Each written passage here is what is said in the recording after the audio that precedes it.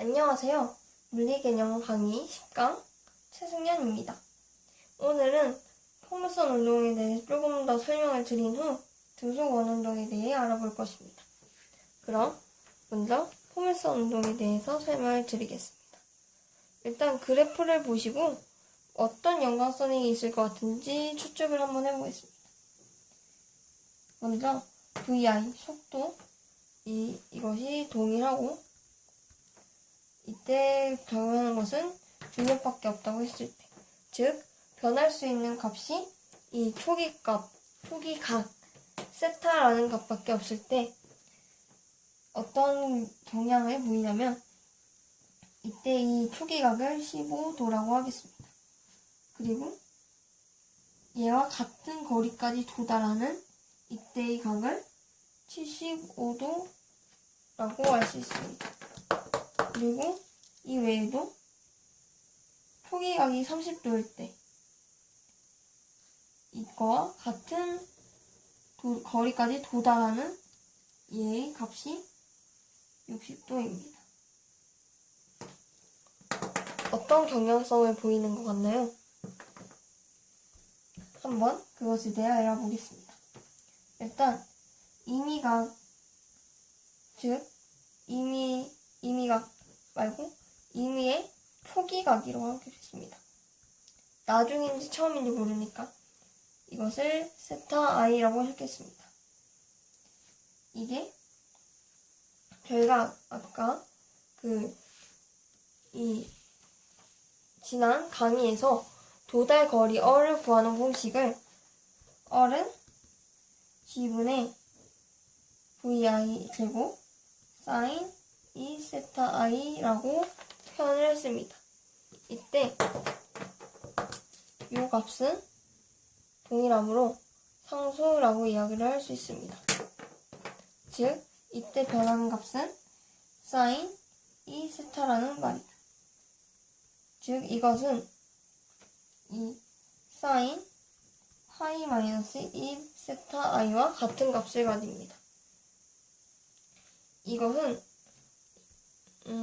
이렇게 좌표편면이 있을 때 어떤 값이 이 각을 어떤 각이 이 세타 정도의 각을 가지고 있을 때 이것을 2배 했을 때 생기는 요 각, 즉 파이에서 이 파이 세타를 뺀 값, 이 각하고 이 세타 i하고 각이 같게 됩니다. 이때 이걸 sin 세타라고 하는데 여기가 일사분면은 sin 세타의 경우 이사분면에서 플러스 값을 가지고 탄젠트에서는 여기가 플러스고 코사인에서는 여기가 플러스고 이런 것을 삼각함수하면 보여줄 텐데 일단 간단하게 파이에서 이 세타 i를 뺀 값이 이 세타 i와 같다.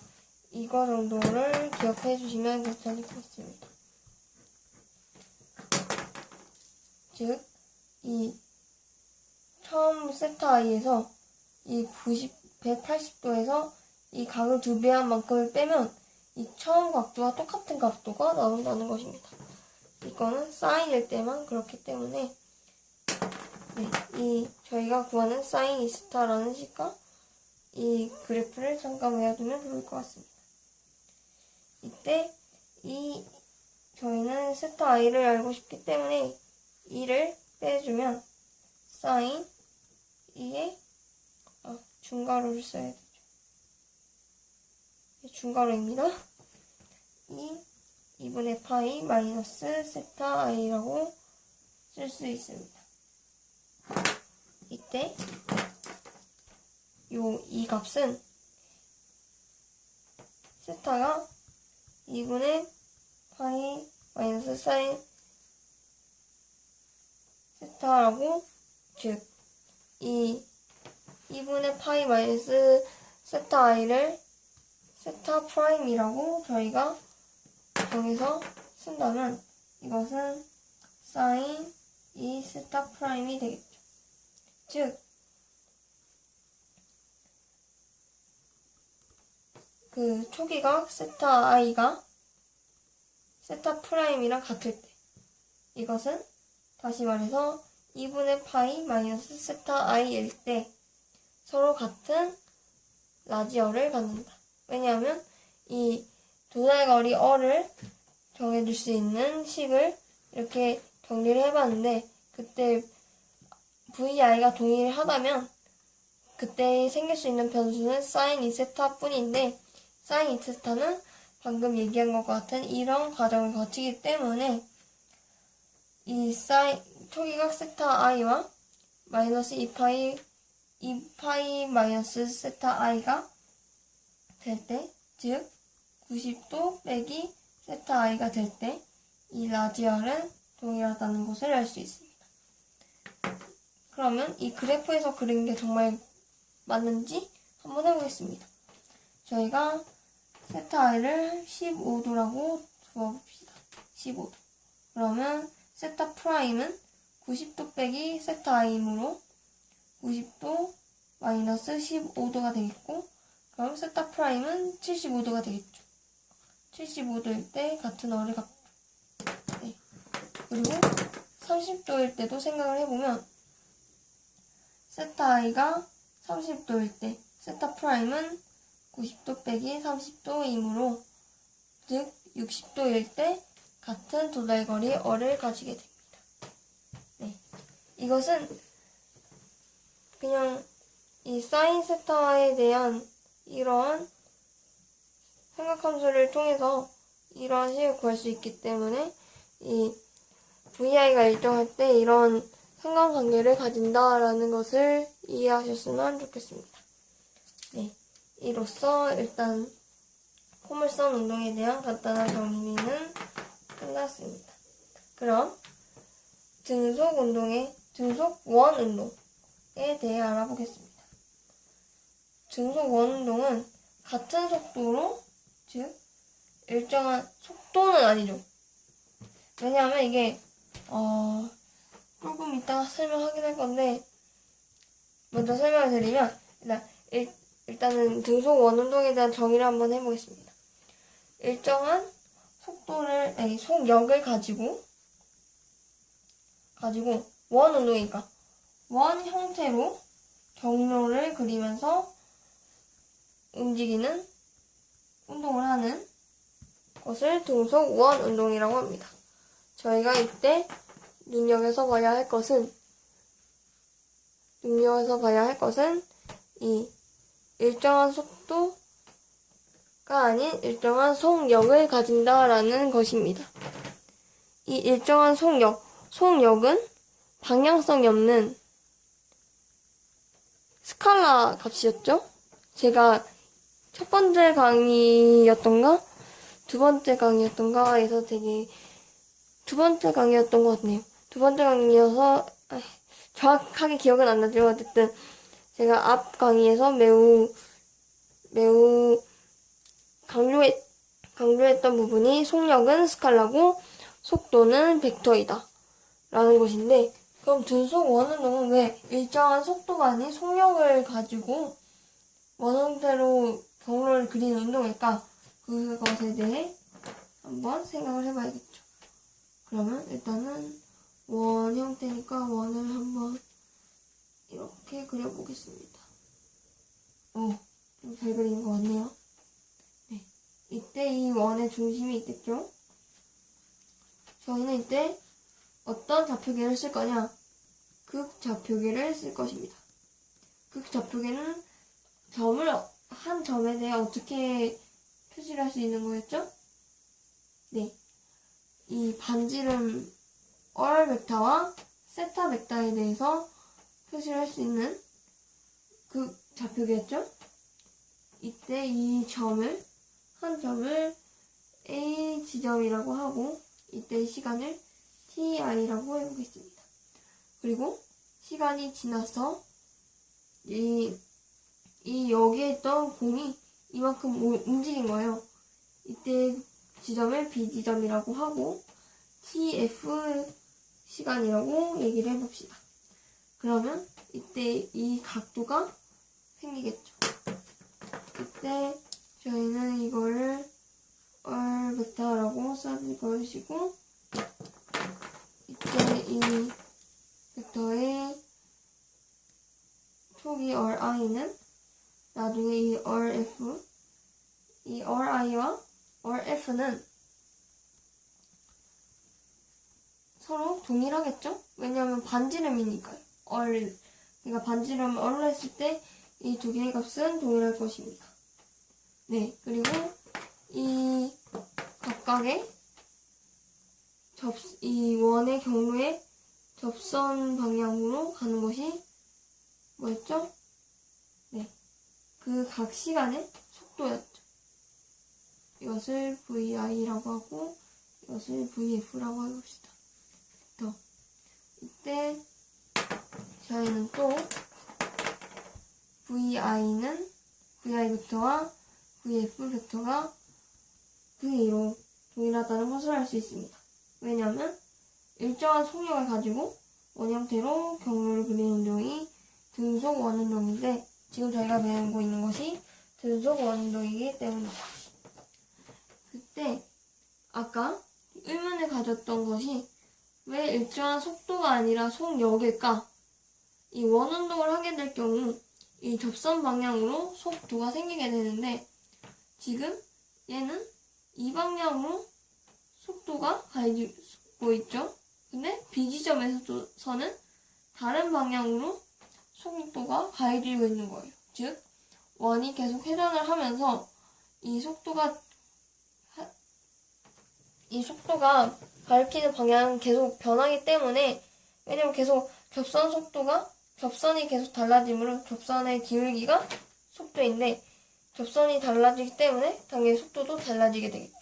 그래서 저희는 등속 원운동을 정리할 때 일정한 속도가 아닌 일정한 속력을 가지고 원형태로 경로를 그리는 운동이다 라고 이야기를 하는 것입니다. 네, 그러면 이때의 평균 가속도의 값은 델타 t분의 델타 v라고 하겠죠. 그리고 이 v 속도 벡터에 대해서 한번 이 델타 v를 찾기 위해서 이 속도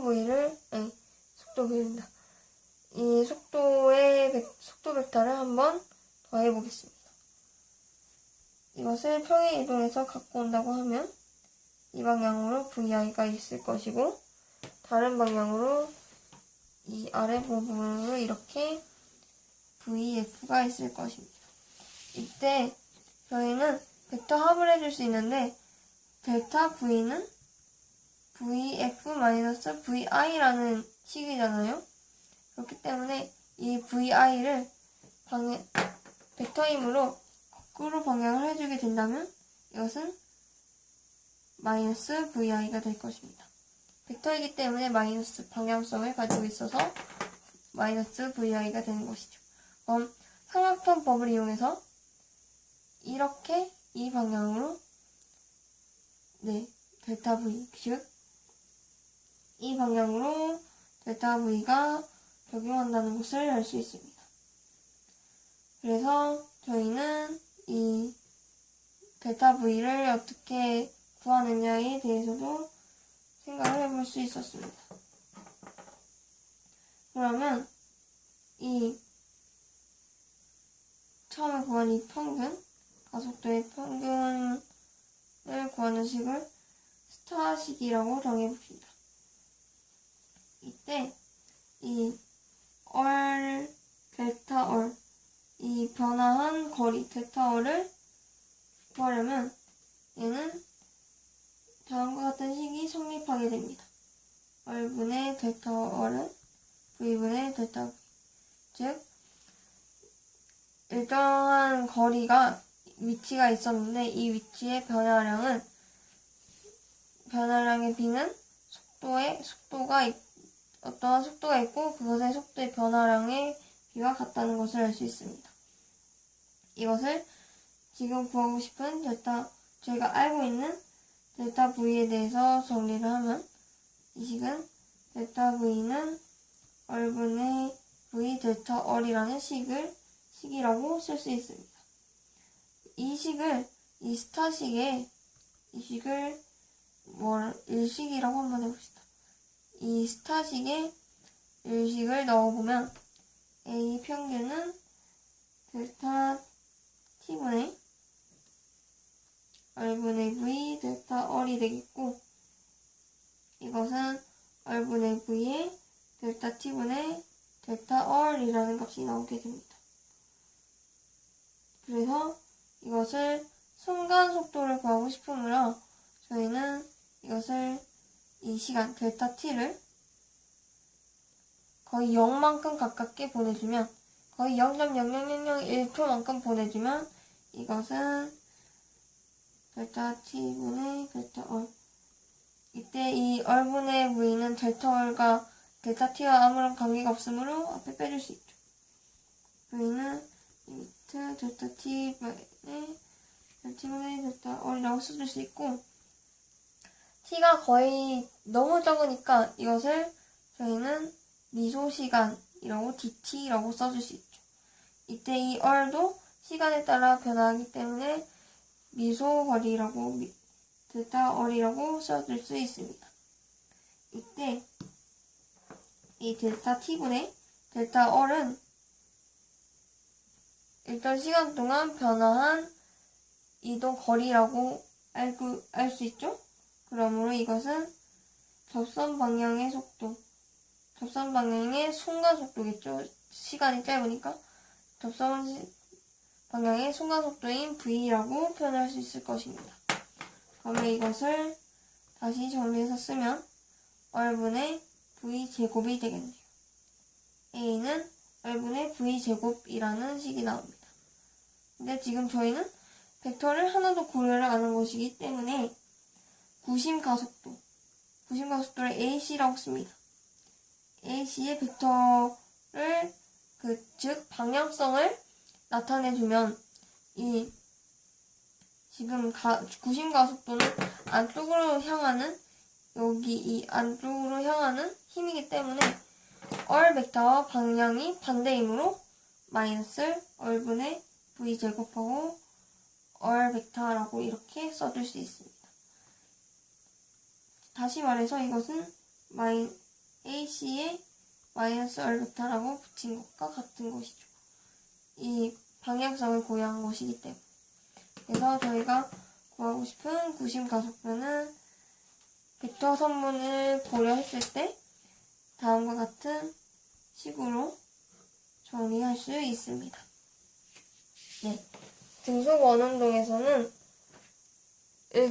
등속 원운동이란 일정한 속도가 아닌 속력을 가진 운동이다. 그리고 구심가속도는 이 식을 통해서 마이너스 R분의 V제곱 R벡터를 가진다. 이때 이 마이너스는 이 R벡터에 대한 방향성을 의미하는 것이다 라고 얘기를 할 수 있습니다. 구심가속도. 네. 저희가 오늘 배운 것은 구심가속도. 요거 하나 외워주시면 좋을 것 같고, 그리고 아까 설명했던 포물선에서 초기각이 세타 i가 있을 때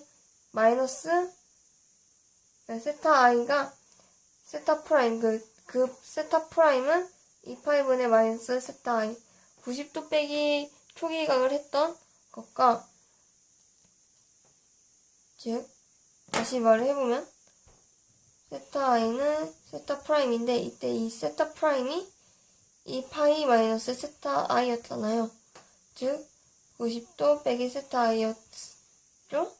이때 사인 이 세타 i가 이 도달거리 어를 구하는데 변수를 작용하기 때문에, 즉 이러한 관계가 성립돼서 15도일 때 75도로 초기각이 15도일 때와 75도일